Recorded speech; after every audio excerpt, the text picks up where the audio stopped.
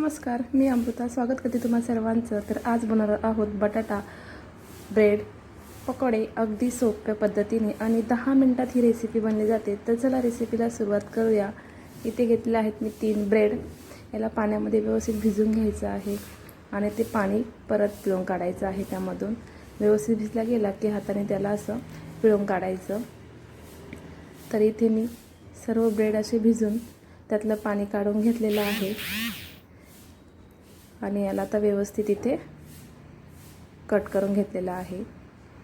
यामध्ये टाकणार आहे आता मॅश केलेला 2 बटाटे, 1 कांदा, हिरवी मिरची, 2-3 हिरव्या मिरच्या कट करून घेतलेल्या आहेत. त्यानंतर 1 चमचा हळद, 1 चमचा मिरची पावडर, त्यास गरम मसाला, धना पावडर आणि चवीनुसार मीठ घालायचं आणि मस्त अशी कोथिंबीर बारीक कट करून त्यामध्ये घालायची आणि त्याला व्यवस्थित असं मिक्स करून घ्यायचं. मिक्स करून झालं की यामध्ये याचे गोळे बनवून घ्यायचे. अगदी पटकन ही रेसिपी बनली जाते.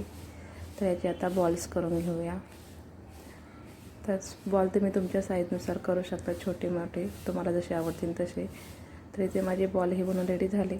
ब्रेड क्रममध्ये घोळून घ्यायचं, छान असं कोटिंग करायचं त्याला आणि गरम तेलामध्ये व्यवस्थित तळून घ्यायचे. असे छान लाल झाले की याला काढून घ्यायचं. मंद आचेवरती तळायचे. छान असे गोल्डन ब्राऊन झाले की याला काढून घ्यायचं. तर छान असे झालेले आहेत, तर काढून घेऊया.